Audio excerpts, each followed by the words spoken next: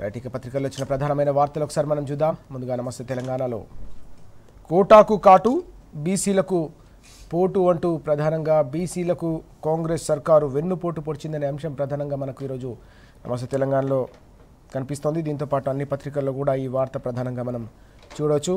రిజర్వేషన్లపై మాట తప్పిన కాంగ్రెస్ స్థానికంలో ఇచ్చింది 17.08% అంటూ ఈ కథనం మనం చూస్తూ ఉన్నాం. చట్టబద్ధంగా బీసీలకు 42% రిజర్వేషన్లు ఇచ్చిన తర్వాతనే ఎన్నికలకు వెళ్తాం స్థానిక సంస్థల్లో అని చెప్పేసి కాంగ్రెస్ కామారెడ్డి డిక్లరేషన్లో హామీ ఇచ్చినప్పటికీ పంచాయతీ ఎన్నికల వరకు వచ్చేసరికి 42% కాదు, చివరికి స్థానికంలో ఇచ్చింది 17% మాత్రమే అనే ఒక కీలకమైన అంశం కనిపిస్తుంది. సగానికి పైగా ఇచ్చిన హామీకి తూట్లు పొడిచారు. గతంలో కేసీఆర్ గారి హయాంలో ఉన్న రిజర్వేషన్లకు కూడా పూర్తిగా పాతరేసి మరింత ఆ రిజర్వేషన్లకు సంబంధించిన కోటాను తగ్గించేశారనేది ఇక్కడ కనిపిస్తూ ఉంది. 42% కల్పిస్తామని ఇన్నాళ్ళు ఆశలు పెట్టారు. నేడు ఉన్న కోటాలోనే 10% కోత. రాష్ట్రంలో 12,735 స్థానాల్లో బీసీలకు దక్కింది కేవలం 2,176 సీట్లు మాత్రమే అని మనం ఇక్కడ చూస్తున్నాం. కేవలం 17% మాత్రమే సీట్లు దక్కిన పరిస్థితి. 2019 కంటే కూడా ఇది చాలా తక్కువ కేటాయింపు. 7 జిల్లాల్లో అయితే ఏకంగా 10% కూడా ఈ రిజర్వేషన్లు దాటలేదు అనేది ఇప్పుడు గణాంకాలను బట్టి తెలుస్తోంది. డిక్లరేషన్ ప్రకటించిన కామారెడ్డి జిల్లాలో గతం కంటే 8 స్థానాలు తక్కువ. 2019 కంటే 48 సర్పంచ్ స్థానాలు పెరిగినా మొత్తంగా 228 వరకు కోత. ములుగు, మెహబాద్, ఆదిలాబాద్, ఆసిఫాబాద్లో కేవలం 3, 4, 5% మాత్రమే రిజర్వేషన్లు దక్కాయంటే ఇక పరిస్థితి ఎలా ఉందో అర్థం చేసుకోవచ్చని చెప్పి బీసీ సంఘాలన్నీ కూడా తీవ్ర స్థాయిలో మండిపడతా ఉన్నాయి. ఇది వెనుకబడిన వర్గాలకు కాంగ్రెస్ సర్కారు పొడిచిన వెన్నుపోటు. దీనికి తప్పకుండా గుణపాఠం తప్పదని వారంతా కూడా నిరసన జ్వాలను రగిలిస్తున్న సందర్భం క్షేత్రస్థాయిలో కనిపిస్తూ ఉంది. బీఆర్ఎస్ హయాంలో దాదాపు 23% రిజర్వేషన్ కల్పిస్తే 12,000కు దక్కినవి 2,404 సీట్లు. సర్వేతోనే కుట్రకు కాంగ్రెస్ నాంది పలికిందనే అంశం కూడా ఇక్కడ మనకు కనిపిస్తూ ఉంది. కులగణన సర్వే ఏదైతే చేశారో అది పూర్తిగా లోపభీష్టంగా చేసి జనాభాను తగ్గించే దాని తర్వాత జరిగిన ప్రతి ప్రక్రియలోని ప్రతి అడుగులో కూడా కాంగ్రెస్లో ఎక్కడా చిత్తశుద్ధి కనిపించట్లేదు. అందుకోసమే ఈ మొత్తం వ్యవహారం అంతా కూడా పూర్తిగా సమాధి కట్టింది కాంగ్రెస్ సర్కార్ అనేది ఇప్పుడు బీసీ వర్గాలకు సంబంధించిన నేతలంతా కూడా మండిపడుతున్న అంశం. వ్యూహాత్మకంగానే జనాభాను తగ్గించారు. బీసీ సంఘాలు నిప్పులు చెరుగుతూ ఉన్నాయి. 42% కోటాను తుంగలో తొక్కిందని ఫైర్ అవుతున్నాయనే అంశం మనం ఇక్కడ ప్రధానంగా చూడొచ్చు. ఏ రకంగా ఈ మొత్తం ప్రక్రియ అంతా కూడా జరిగిందో దానిపై ఎలా అన్యాయం చేసిందో ఆ సమగ్రమైన వివరాలు మనకు నమస్తే తెలంగాణలో కనిపిస్తున్నాయి. ఈ క్రమంలోనే నిన్న గన్ పార్క్ వద్ద పెద్ద ఎత్తున బీఆర్ఎస్ నేతలతో పాటు బీసీ సంఘాలకు సంబంధించిన అనేక మంది మేధావులు నేతలంతా కూడా గన్ పార్క్ వద్ద పెద్ద ఎత్తున నిరసన హోరెత్తించారు. బీసీ కోటకు కాంగ్రెస్ చేసిన అన్యాయాన్ని నిరసిస్తూ నిరసన తెలుపుతున్న అంశాన్ని కూడా మనం ఇక్కడ చూస్తూ ఉన్నాం. ఆ వివరాలన్నీ కూడా కనిపిస్తూ ఉన్నాయి. ఇక మా బీసీలకు సీట్లొద్దా సీతక్క అంటూ ఈ వార్త, నిన్న మంత్రిని నిలదీసిన బీసీ నాయకుడు అంటూ ఒక వార్త మనకు కనిపిస్తూ ఉంది. ఇటీవల ఈ అంశం చోటు చేసుకుంటే ఇది ఆలస్యంగా వెలుగులోకి వచ్చిందనే అంశం కూడా కనిపిస్తుంది. మండలంలో ఒక్క జీపీ అయినా బీసీలకు ఇవ్వరంటూ యువకుడు ప్రశ్నించిన సందర్భం ఎలా అన్యాయం జరుగుతుందో యువకులు క్షేత్రస్థాయిలో కూడా ఏకంగా మంత్రులను నిలదీస్తున్న అంశాలు కూడా కనిపిస్తూ ఉన్నాయి. పంచాయతీ ఎన్నికల్లో తప్పకుండా ప్రజాప్రాతినిధ్యం వహించడం ద్వారా తమ హక్కులను కాపాడుకోవాలనే ఒక ప్రయత్నం అయితే చేశారో అవన్నీ కూడా ఇప్పుడు విఫలమవుతా ఉన్నాయని చెప్పేసి బీసీ వర్గాల్లో పంచాయతీ స్థాయిలో తీవ్ర స్థాయిలో ఆందోళన, అసంతృప్తి అలాగే ఆగ్రహావేశాలు కూడా వ్యక్తమవుతున్న పరిస్థితి కనిపిస్తోంది. మండలంలో ఒక్క జీపీ కూడా బీసీలకు ఇవ్వరా అని చెప్పి మంత్రిని నేరుగా నిలదీసిన సందర్భం ఇక్కడ మనకు కనిపిస్తోంది. అనేక ప్రాంతాల్లో కూడా ఇలాంటి సంఘటనలు చోటు చేసుకుంటా ఉన్నాయి. ఆ అంశానికి సంబంధించిన వివరాలు, ఇక పంచాయతీ నోటిఫికేషన్కి సంబంధించిన పూర్తి వివరాలు మనం చూస్తున్నాం. ఇక్కడ రాజకీయ సంగ్రామం 3 విడతల్లో ఎన్నికలు నిర్వహించాలని నిర్ణయించారు. 11, 14, 17 తేదీల్లో ఈ మొత్తం పోలింగ్ ప్రక్రియ ఉండబోతోంది. రాష్ట్ర ఎన్నికల సంఘం షెడ్యూల్ను విడుదల చేసింది. ఉదయం 7 గంటల నుంచి సాయంత్రం 1 వరకు పోలింగ్, 2 గంటల తర్వాత ఓట్ల లెక్కింపు, అదే రోజు ఫలితాలు, అదే రోజు గ్రామ ఉప సర్పంచ్ ఎన్నిక అంటూ మొత్తం ప్రక్రియ ఏ రకంగా ఉండబోతుందో మనం చూస్తున్నాం. తొలి విడత జీపీ ఎన్నికలకు రేపటి నుంచి 29వ తేదీ వరకు కూడా నామినేషన్ల స్వీకరణ ఉండబోతోంది. కోడ్ అమల్లోకి వచ్చేసింది, పంచాయతీలకే ఈ కోడ్ పరిమితం అంటూ ఈ వార్త కూడా కనిపించింది. ఇక మోసం చేసింది ఇట్లా అన్నీ తెలిసి అయినా ఆశలు రేపి కాంగ్రెస్ బీసీ వంచన చేసిందంటూ ఆ వివరాలు కూడా మనం చూస్తున్నాం.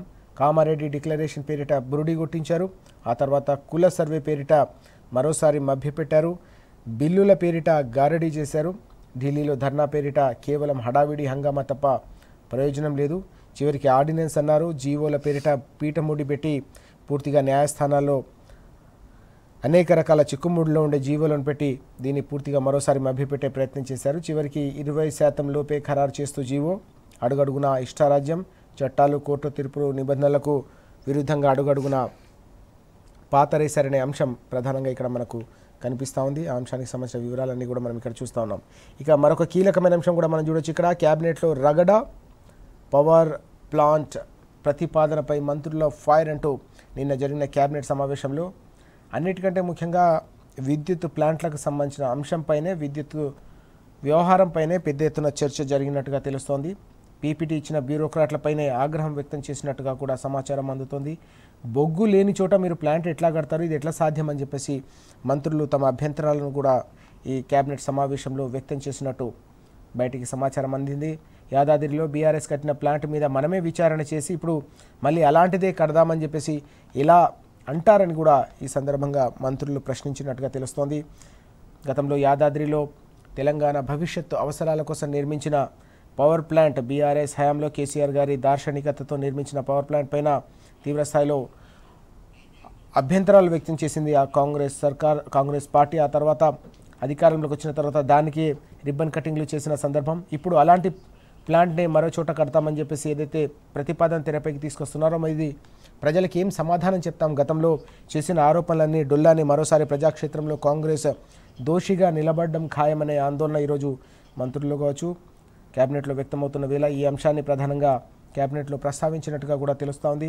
గ్యారంటీలకే నిధులు లేకుంటే కొత్త భారం ఎందుకనే మరో కీలకమైన అంశం కూడా కనిపిస్తుంది. ఇప్పటికే 2 ఏళ్లు కావస్తున్నాయి, ప్రజలంతా కూడా గ్యారంటీలు ఎక్కడని అడుగడుగునా ప్రశ్నిస్తూ ఉన్నారు, గలమెత్తుతూ ఉన్నారు. ఈ క్రమంలో గ్యారంటీలు అమలు చేయకుండా, ప్రజలకు ఎన్నికల్లో ఇచ్చిన హామీలు అమలు చేయకుండా ఇతర ప్రాజెక్టులకు పెద్ద ఎత్తున నిధులను వెచ్చించడం, రాష్ట్ర ఖజానాపై భారం మోపడం అంటే ఇదంతా కూడా ప్రజలు గమనిస్తూ ఉన్నారు.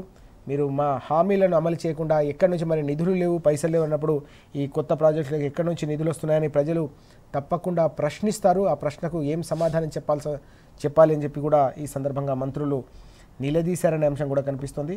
నిలదీసిన మంత్రులు గరంగా క్యాబినెట్ మొత్తం హాట్గా క్యాబినెట్ నడిచినట్టుగా తెలుస్తూ ఉంది.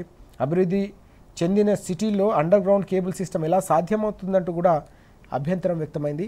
హైదరాబాద్ లాంటి మహానగరంలో అండర్ గ్రౌండ్ కేబుల్ సిస్టమ్ను ఏర్పాటు చేయాలనే ఒక తాజా ప్రతిపాదన తెరపైకి వచ్చినట్టుగా కనిపిస్తూ ఉంది. అభివృద్ధి చెందిన సిటీల్లో ఇప్పుడు మొత్తం వ్యవస్థ అంతా, డ్రైనేజ్ వ్యవస్థ కావచ్చు, రోడ్ల నిర్మాణం కావచ్చు, ఇతర కేబులింగ్ వ్యవస్థ అంతా కూడా ఉన్న తర్వాత ఇప్పుడు తాజాగా అండర్ గ్రౌండ్ చేయాలంటే అది పెద్ద వ్యయ ప్రయాసాలకు వచ్చిన విషయం. అది ప్రాక్టికల్గా సాధ్యాలపై కూడా తీవ్రమైన అభ్యంతరాలు కావచ్చు, గందరగోళ పరిస్థితులు నెలకొనే ప్రమాదం పొంచి ఉంది. ఈ క్రమంలో ఇది ఎలా సాధ్యమవుతుందంటూ కూడా క్యాబినెట్ సమావేశంలో మంత్రులు అభ్యంతరం వ్యక్తం చేసినట్టు తెలుస్తోంది. ప్రతిపాదనలపై సీఎం, డిప్యూటీ సీఎం మినహా మిగిలిన మంత్రులంతా కూడా తీవ్రమైన వ్యతిరేకత వ్యక్తం చేసినట్టుగా తెలుస్తోంది. ఈ మొత్తం వ్యవహారాన్ని ఎందుకు ఇప్పుడు ఇంత ఆగమేఘాల మీద తెరపైకి తీసుకొస్తున్నారు, దీని వెనుక ఉన్న కారణాలు ఏంటని కూడా వారు నిలదీసినట్టుగా తెలుస్తోంది. మొత్తం మీద క్యాబినెట్లో జరిగిన రగడకు సంబంధించిన సమగ్రమైన వివరాలు కూడా మనకు కనిపిస్తూ ఉన్నాయి. ఇతర అంశాలు కూడా అక్కడ చర్చకు వచ్చినట్టుగా తెలుస్తోంది. జిహెచ్ఎంసీకి సంబంధించిన విలీనానికి సంబంధించి, అంటే శివారు ప్రాంతాల్లో ఉన్న మున్సిపాలిటీలను విలీనం చేసే అంశానికి సంబంధించిన ప్రక్రియ కూడా నడిచింది. దానికి సంబంధించిన వివరాలు కూడా మనం చూద్దాం. మరో అంశాన్ని కూడా మనం చూస్తూ ఉన్నాం. జిహెచ్ఎంసీలో 27 మున్సిపాలిటీలను విలీనం చేయాలని ప్రభుత్వం నిర్ణయించింది. ఆ అంశానికి సంబంధించిన సమగ్రమైన వివరాలు కూడా మనకు కనిపిస్తూ ఉన్నాయి. క్యాబినెట్ కీలక నిర్ణయాలంటూ ఈ వార్త. మొత్తం 27 మున్సిపాలిటీలను విలీనం చేయబోతున్నారు. చుట్టుపక్కల మున్సిపాలిటీలకు సంబంధించిన మొత్తం ప్రక్రియ అంతా కూడా పూర్తి చేసేందుకు నిన్న చేసిన ఈ కార్యక్రమం కూడా మనం చూస్తూ ఉన్నాం. ఇక సీఎం ఇలాకాలో రైతుల అరి కోసం అంటూ మరో వార్త. మద్దతు ధర కోసం రోడ్డెక్కిన పత్తి రైతులు అంటూ కొడంగల్లో నిన్న జరిగిన నిరసన కార్యక్రమానికి సంబంధించిన వార్త ఇది. బీఆర్ఎస్ ఆధ్వర్యంలో మెరుపు ధర్నా, రైతుల గోస పట్టని సర్కారుది, రేవంత్ బంధువుల భూములున్న చోట మాత్రమే అభివృద్ధి చేస్తూ ఉన్నారు. మాజీ ఎమ్మెల్యే నరేందర్ రెడ్డి ఆగ్రహం, నారాయణపేట జిల్లా కోస్గిలో ఆందోళన అంటూ ఈ వార్త కూడా మనకు ప్రధానంగా కనిపిస్తూ ఉంది. సీఎం ఇలాకాలో రైతులు అరిగోస పడుతున్నారంటూ ఈ కథనాన్ని మనం చూస్తూ ఉన్నాం. ఇక మరిన్ని కీలకమైన వార్తలు కూడా చూడొచ్చు మనం ఇక్కడ. పారిశ్రామికం సత్యనాశ్, కాలుష్య కారకాల తరలింపు కాదు, ఏకంగా పరిశ్రమల మూత పడబోతోంది. పూర్తిగా పారిశ్రామిక భూములను తెగనమ్మి 5 లక్షల కోట్ల భూ స్కామ్కు రాష్ట్ర ప్రభుత్వం తెరతీసిందనే అంశానికి సంబంధించిన వార్త. రియాలిటీ కోసమే హిల్ట్ పాలసీ, ఉత్పత్తి ఉపాధి మొత్తం కూడా పల్టీ కొడతా ఉన్నాయి. పరిశ్రమల తరలింపు కాదు, ఉన్న వాటిని కూడా మూసవేసే కుట్ర కొనసాగుతుందనే అంశం ఇక్కడ మనం చూస్తున్నాం. నివాస వాణిజ్య సముదాయాలతో ఒకేసారి భారీ ఆదాయాన్ని సమకూర్చుకోవాలి అడ్డదారులు అనే ఒక ప్రయత్నం ప్రభుత్వం చేస్తుందని బీఆర్ఎస్ తీవ్ర స్థాయిలో విరుచుకుపడుతోంది. అయినా కొత్త పరిశ్రమల ఏర్పాటుపై కనిపించని నిబంధనలు, ఓఆర్ఆర్ అవతల ప్రత్యామ్నాయ భూములు చూపించని ప్రభుత్వం, ఉన్నవి పోయి అవతల పరిశ్రమలు రాని విషమ పరిస్థితి, భారీగా పడిపోనున్న ఉత్పత్తి, ఉద్యోగ ఉపాధి అవకాశాలంటూ భవిష్యత్తులో తెలంగాణ యువతకు సంబంధించి లక్షలాది మంది ప్రతి ఏడాది కూడా చదువుకొని డిగ్రీలు, ఇంజనీరింగ్లు, ఇతర ఉన్నత చదువులు పూర్తి చేసి బయటికి వస్తున్న యువత ఎవరైతే ఉన్నారో వారికి ఉపాధి అవకాశాల గనిగా హైదరాబాద్ను 10 ఏళ్ల పాటు తీర్చిదిద్దితే ఇప్పుడు వాటిని ఉన్న పరిశ్రమలను పూర్తిగా పాతరేసి కొత్త పరిశ్రమలకు కూడా భూములు, జాగాలు లేకుండా చేస్తూ ఉన్నారు. ఇదంతా కూడా తెలంగాణ యువత భవితకు అత్యంత ప్రమాదకరమనే అంశం ఇక్కడ మనకు కనిపిస్తూ ఉంది. ఈ క్రమంలోనే ఈ పారిశ్రామిక భూములకు సంబంధించిన వ్యవహారంపై, ఈ కుంభకోణంపై నిన్న పెద్ద ఎత్తున జీహెచ్ఎంసీ వేదికగా కౌన్సిలర్లు, బీఆర్ఎస్ ఎమ్మెల్యేలు, ఎమ్మెల్సీలు కూడా నిరసన వ్యక్తం చేసిన అంశం మనం చూస్తున్నాం. పారిశ్రామిక భూముల అమ్మకంపై బీఆర్ఎస్ నిరసనల హోరు అంటూ ఈ వార్త. జీహెచ్ఎంసీ కార్యాలయానికి వారంతా కూడా ప్లకార్డులు పట్టుకొని అక్కడికి చేరుకున్నారు. దాని తర్వాత జీహెచ్ఎంసీ కౌన్సిల్ సమావేశంలో కూడా వారంతా పెద్ద ఎత్తున ప్రభుత్వం ఏ రకంగా ఇంత విలువైన భూములను హైదరాబాద్ నడిబొడ్డున దాదాపు 10,000 ఎకరాల భూములను పారిశ్రామిక వాడలకు గతంలో దశాబ్దాల క్రితం ఇచ్చిన ఈ భూములను వెనక్కి తీసుకోవాల్సింది పోయి కాలుష్యకారక పరిశ్రమలను వెలుపలకు తరలించిన సందర్భంలో ఈ విలువైన సంపద తెలంగాణ సమాజానికి, హైదరాబాద్ ప్రజలకు దక్కాలి తప్ప దీన్ని పూర్తిగా ప్రైవేటు పరం చేసి వేల లక్షల కోట్లను దండుకోవాలన్న కుట్రలను చూస్తూ ఊరుకోమని చెప్పేసి నిన్న కార్పొరేటర్లంతా కూడా పెద్ద ఎత్తున నిరసనలతో హోరెత్తిచ్చిన సందర్భం మనం చూస్తూ ఉన్నాం. ఎమ్మెల్యేలు కూడా పెద్ద ఎత్తున వారికి మద్దతుగా నిన్న హోరెత్తిచ్చిన అంశం కూడా మనకి ఇక్కడ కనిపిస్తూ ఉంది. నిరసనల జ్వాల రోజురోజుకు ఈ మొత్తం వ్యవహారంపై రగిలిపోతుంది. ఈ క్రమంలోనే ఈ మొత్తం వ్యవహారాన్ని వెలుగులోకి తీసుకొచ్చిన బీఆర్ఎస్ వర్కింగ్ ప్రెసిడెంట్ కేటీఆర్ గారు దీనిపై మరోసారి స్పందించారు. కేవలం దోచుకోవడానికి మాత్రమే, ప్రజా సంపదను, హైదరాబాద్లో విలువైన భూముల ధరను పూర్తి స్థాయిలో దోచుకోవడానికి మాత్రమే హిల్ట్ పాలసీని తీసుకొచ్చారు. 5 లక్షల కోట్ల అవినీతికి ఈ మొత్తం పథక రచన జరిగిందని మరోసారి నిన్న విరుచుకుపడిన అంశం కూడా ప్రధానంగా కనిపిస్తూ ఉంది. 9,292 ఎకరాలను అనుయాయులకు కారు చౌకగా అప్పగించే కుట్రంతా కూడా కొనసాగుతోంది. కోట్ల విలువైన భూముల్ని కట్టబెట్టి పూర్తిగా రియల్ ఎస్టేట్ దందాకు తెరతీస్తూ ఉన్నారు.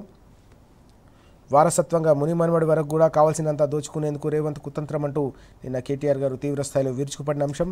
సర్కారు దోపిడీపై విద్యార్థులు తప్పకుండా పోరాడాలి. విద్యార్థి సంఘాల నాయకులు కూడా ఈ అంశాన్ని పార్టీలకు అతీతంగా కూడా తప్పకుండా పోరాడాల్సిన అవసరం ఉంటుంది. విద్యార్థులకు అలాగే యువతకు సంబంధించిన భవితకు సంబంధించిన అంశం ఇది. కేవలం ఒక పార్టీకి సంబంధించిన పొలిటికల్ ఎజెండా మాత్రమే కాదు, హైదరాబాద్కు సంబంధించిన విలువైన భూములను కాపాడుకునేందుకు ప్రతి ఒక్కరూ ముందుకు రావాల్సిన అవసరం ఉంది. తప్పకుండా ఇది మరో ఉద్యమం చేయాల్సిన అవసరం ఉందని పిలుపునిచ్చిన సందర్భం కూడా మనకు కనిపించింది.